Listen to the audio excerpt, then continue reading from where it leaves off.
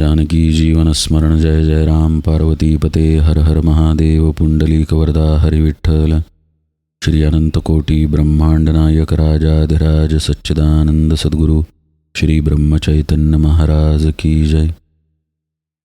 श्री महाराजांच्या सेवेमध्ये आपण दासबोधाची उजळणी पाहतोय आणि श्रवण निरूपण 7वा दशक 8वा समास यामध्ये आपण श्रवणे मोहनासे श्रवणे स्फूर्ती प्रकाशे श्रवणे सद्वस्तू भासे निश्चयात्मक या ओळीपाशी आलेलो आहे. कालच्या निरूपणात आपण पाहिलं की श्रवणामुळं मोह कसा नाहीसा होतो आणि स्फूर्ती कशी प्रकाशते. समर्थ म्हणतात श्रवणे सद्वस्तू भासे निश्चयात्मक. मुळात देहबुद्धी हा भास आहे आणि सद्वस्तू जी आहे आत्मा म्हणजेच आपलं स्वरूप हे निश्चितच भासाच्या पलीकडे आहे. तरीही समर्थ असं म्हणतात की त्याचा निश्चयात्मक अनुभव येतो. आता अनुभव हा शब्द या ओळीमध्ये नाही. समर्थ म्हणतात श्रवणे सद्वस्तू भासे निश्चयात्मक.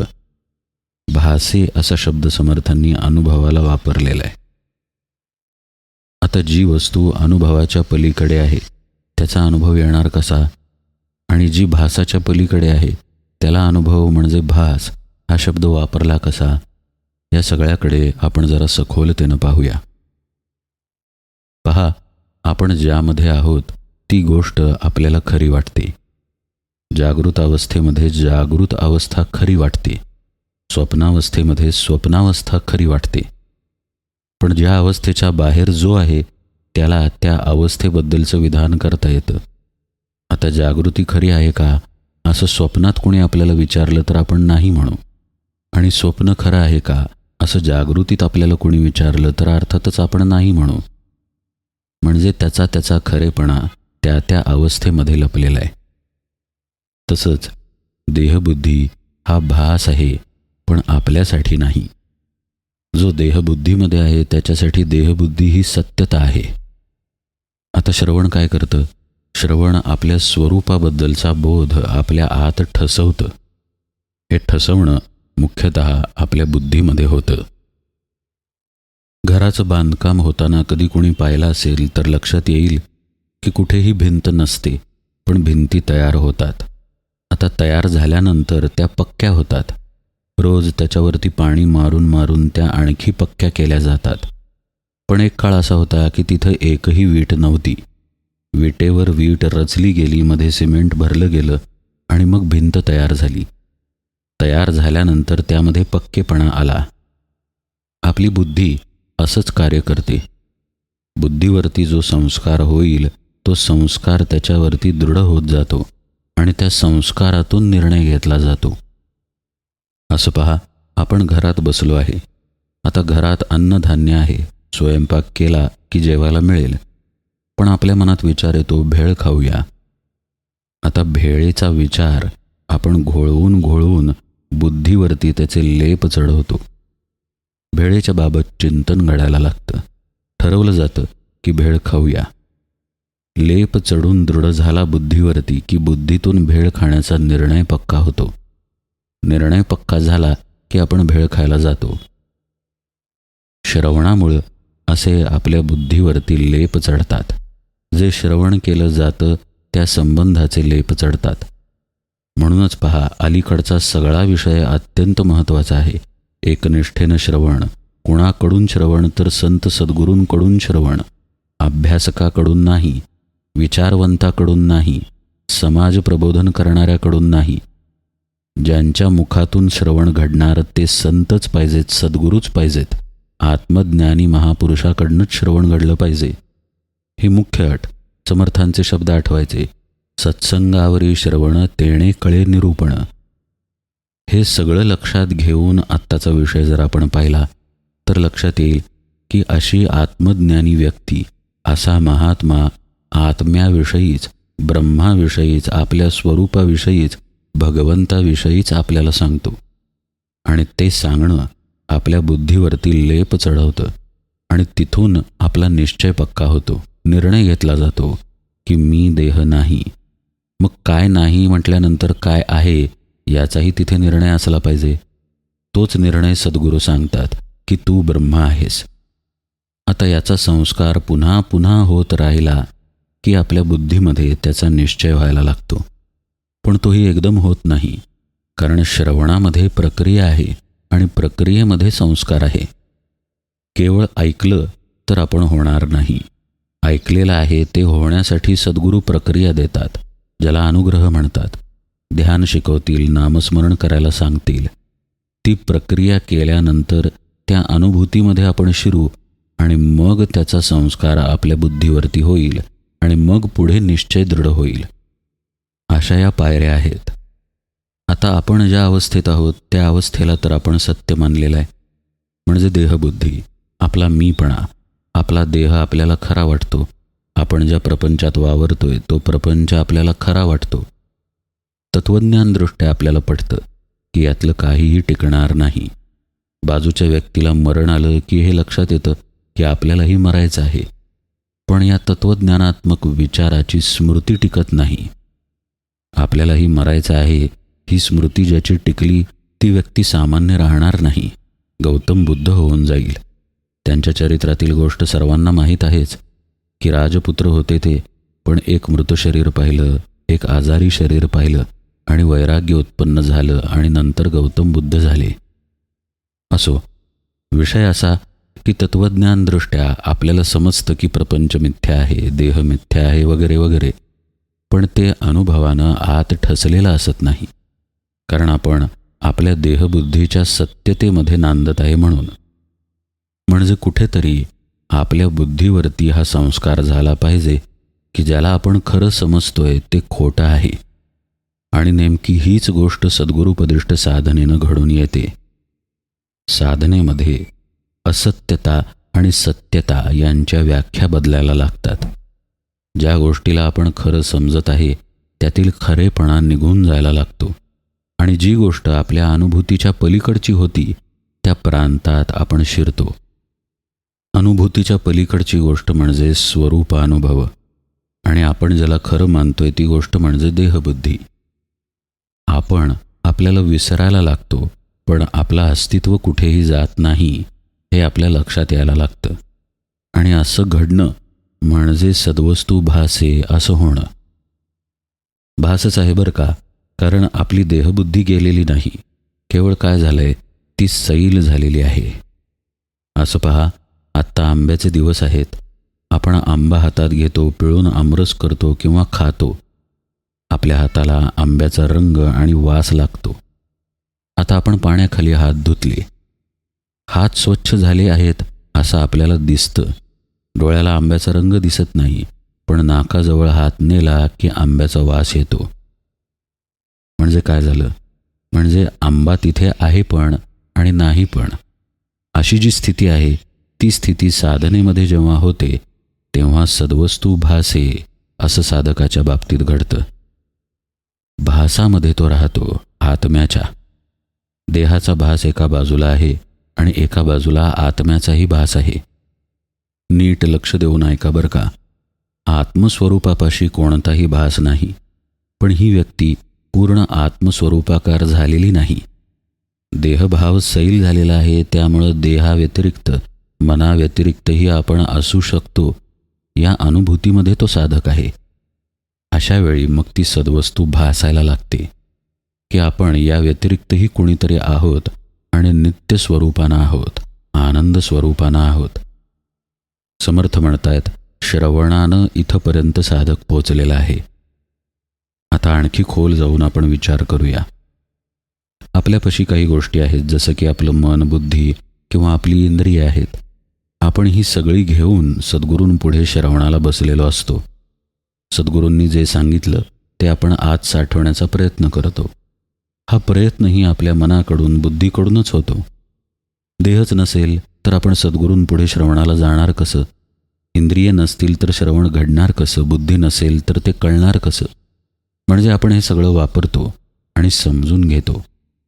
कालांतरानं सद्गुरू अनुग्रह देतात, प्रक्रिया सांगतात, आपल्याला ध्यानाला किंवा नामाला बसायला शिकवतात.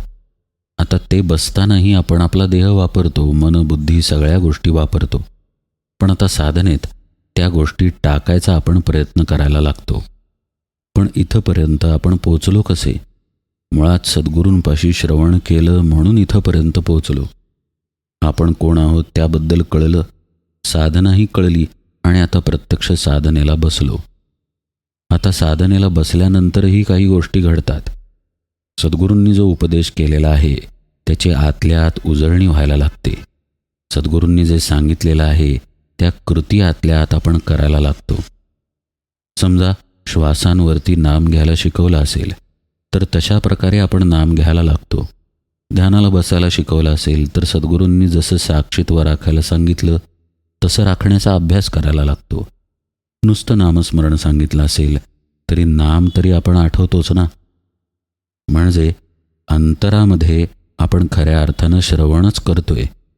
सांगणारे सद्गुरू तिथं देहात नाहीत, पण आपण अंतरामध्ये जे चिंतन करतोय ते श्रवणातून प्राप्त झालेल्या गोष्टीचंच चिंतन करतोय. म्हणजे श्रवणामुळंच आणखी एक श्रवण आपण आतल्या आत सूक्ष्मतेनं करतोय आणि मग आपण त्या प्रक्रियेमध्ये आपल्या स्वतःला विसरायला लागतो. नाम घेता घेता एकतानता होते आणि स्थळ काळ याचं भान सुटून जातं. एकदम ही अवस्था येणार नाही. आज विचार उठतील, अनंत विचार उठतील. असं वाटेल की विचारच करायला बसलोय की काय आपण. पण कालांतराने ही अवस्था येते की साधक शांत शांत होत सगळ्याच्या पलीकडे जातो. देहाची जाणीव निघून जाते, स्थळ काळाची जाणीव निघून जाते, विचार नाहीत, चित्तवृत्तीही नाही आणि आपण मात्र शांतपणे आहोत. या स्थितीमध्ये आत्मवस्तूचा भास त्या ठिकाणी असतो. पूर्ण आत्मरूप आपण झालेलो नाही. सूक्ष्मतेनं आपल्या ठिकाणी आपल्या जीवपणाची जाणीव आहे. गोष्टी ऐकू येत आहेत, पण कुठून तरी दुरून बाहेरून ऐकू येत आहेत. देहाची जाणीव आहे, पण देहाला मुंग्या आल्यानंतर जसा देह जड होतो तशा स्वरूपाचं काहीतरी झालेलं आहे. स्पर्श झालेला कळतो, पण हा स्पर्श खूप दुरून कुठून तरी होतोय. आपल्याला होतोय, पण आपण आत कुठेतरी दूर आहोत असं वाटायला लागतं. असंच होईल असं नाही. एक दृष्टांत म्हणा किंवा एक उदाहरण म्हणा म्हणून हे सांगितलं. पण घडतं काय तर आपण आपल्याला विसरायला लागतो आणि असलेल्या साधनेमध्ये मात्र जागृत राहतो. झोप येत नाही हे इथं लक्षात घ्यायला पाहिजे. जो झोपला त्याची साधना संपली. झोप हे दुसरं मरणच आहे, विस्मृतीच आहे. तिथं साधनेचीही विस्मृती, देहाचीही विस्मृती. त्यामुळे झोपेचा उपयोग नाही. इथे झोप नाही, जागृत स्थिती आहे, पण देह मात्र झोपल्यासारखा झालेला आहे. अशा अवस्थेत साधक गुरुकृपेनं जातो आणि तिथं तो आत्मरूप जरी झालेला नसला तरी सद्वस्तूच्या भासामध्ये शिरलेला असतो. म्हणजे ती अवस्था असते मधली, जिथं देहाचं भानही सूक्ष्म आहे, पण आता देहाचं भान नाही, आपण आहोत ही पण सूक्ष्म आणि नित्य जाणीव आहे. आता प्रपंचामध्ये आणि परमार्थामध्ये फरक कसा आहे पहा. मृगजळ हे भासात्मकच असतं. धावत धावत गेलं तरी ते सापडत नाहीच, आणखी दूर दूर जातं. उन्हामुळं निर्माण झालेला तो भास. पण इथे सद्वस्तूचा भास ही खरी सत्यता आहे आणि असलेली देहबुद्धीची सत्यता हा खरा भास आहे. हे पुन्हा श्रवणामुळंच साधकावरती ठसतं आणि ते ठसलं की पुन्हा बुद्धी त्याचा निश्चय करते की आपण तेच आहोत. जे साधनेमध्ये आपण अनुभवलं देहाव्यतिरिक्त तिथेच आपलं स्वरूप आहे. या देहापाशी आपण नाही, या मनापाशी बुद्धीपाशी आपण नाही. पहा बरं का, हे सुद्धा श्रवणानंच ठसावं लागतं. ही अनुभूती घेऊन साधनेची बैठक संपली आणि श्रवणच तुटून गेलं जीवनातून तर याचा निश्चय बुद्धी करू शकणार नाही. श्रवणामध्ये सद्गुरूंकडून पुन्हा ऐकलं जातं की आपण कोण आहोत. मग काही काळापूर्वी साधनेमध्ये जी अवस्था आलेली असते त्याचा निश्चय पक्का व्हायला लागतो आणि साधक पुन्हा पुन्हा साधनेत जाऊन पुन्हा पुन्हा त्या स्थितीत पोहोचतो आणि असं करत करत त्याचा निश्चय पक्का होऊन जातो. आणि मग कालांतरानं अनेक वर्षांच्या केलेल्या नियमित साधनेनं भाव बदलला जातो. देहबुद्धीचा निश्चय झालेला होता ना, देहच खरा वाटत होता, पण आता हा निश्चयच पालटून जातो. बुद्धीमध्ये मी आत्मा याचा दृढ निश्चय होतो. साधू वस्तू होऊन ठेला, संशय ब्रह्मांडा बाहेरी गेला, निश्चय चढेना ऐसा झाला या नाव सिद्ध. ही अवस्था मग येते केवळ गुरुकृपेनं, मात्र साधनेच्या अपरिमित सातत्यानं. श्रवण हे या सगळ्याच्या पायाशी आहे हे समर्थांना मुख्यत्वे करून सांगायचं आहे. श्रवणे सद्वस्तू भासे असं होतं आणि मग त्याचा नंतर निश्चय होत होत निश्चयात्मक सद्वस्तू तेवढी तिथं राहते. असा हा श्रवणाचा महिमा आहे. आणि असं होणं म्हणजेच उत्तम गती प्राप्त होणं, शांती प्राप्त होणं, निवृत्ती मिळणं म्हणजेच अचळ पद मिळणं. आणि हेच समर्थांनी एका ओळीमध्ये मांडलेलं आहे. श्रवणे होये उत्तम गती, श्रवणे आतुडे शांती, श्रवणे पाविजे निवृत्ती अचळ पद. हे अचळ पद बाहेर कुठे नाही, आपल्याच आत असलेली आत्मस्थिती आहे. श्रवण नसेल तर तिथंपर्यंत जाता येणार नाही, कारण अखंड बहिर्मुखतेचा स्वभाव आहे जीवाचा. तिथून तो वळवून साधनेमध्ये स्थिर करणं आणि मग साधनेचा वर्षानुवर्ष अभ्यास करून अचळ पद प्राप्त करणं, यासाठी अखंडत्वानं श्रवण जपावं लागतं. श्रवणा ऐसे सार नाही, श्रवणे घडे सर्व काही, भवनदीचा प्रवाही तरुणोपाव श्रवणे. श्रवण भजनाचा आरंभ, श्रवण सर्वी सर्वारंभ, श्रवणे होये स्वयंभ सर्व काही. असा श्रवणाचा महिमा समर्थ कथन करतात. सगळं काही या श्रवणापाशी येऊन थांबतं. सगळ्याचं सार, सर्व काही घडणं, ते प्रवाही होणं आणि आपण या भवनदीतून बाहेर येण्याचा प्रयत्न करणं. मुळात ही भवनदी आहे हे सुद्धा श्रवणातूनच कळतं. त्यात आपण अडकलो आहोत हे सुद्धा श्रवणानंच कळतं. नाहीतर अडकलेल्या अवस्थेत आपण सुखात असतो. श्रवणामुळं कळतं की आपण अडकू नये आणि आता सुटका झाली पाहिजे. आणि मग भजनाचा प्रारंभ होतो. अनुग्रह मिळणं म्हणा किंवा अनुग्रहाच्या वाटेवरती स्थिर राहणं म्हणा, सर्व काही केवळ श्रवणामुळं घडून येतं. आणि स्वयंभ असलेलं आत्मस्वरूपही श्रवणानंच प्राप्त होतं. आपली खरी अवस्था निवृत्ती अवस्थाच आहे, पण आपण आहोत प्रवृत्तीवरती. प्रवृत्तीवर येणं या जीवाच्या स्वभावामुळं आपण प्रवृत्तीमध्येच गुरफटून गेलो आहे. तो रेशीमकिडा नाही का, स्वतःच्याच थुंकीनं रेशीम निर्माण करतो आणि त्यात स्वतःच गुरफटून मरतो. आपलं अगदी तसंच झालेलं आहे. या प्रवृत्तीतून बाहेर येण्यासाठी श्रवणाचाच हात धरावा लागतो. पहिल्यांदा हे श्रवणसुद्धा प्रवृत्तीमधूनच घडतं, पण आपल्याला निवृत्तीकडं घेऊन जातं.